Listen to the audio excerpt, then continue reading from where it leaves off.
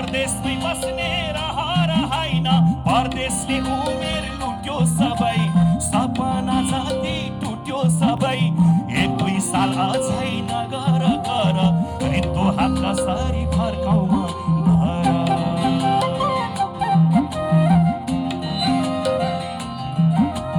बुढेसकालको सहारा भन्थ्यौ, बुढेसकालमै म साथमा भइन।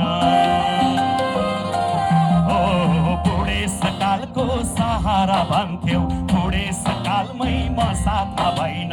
माफ गर्नु बाबा, माफ गर्नु आमा, बाध्यताले हो रहरले होइन।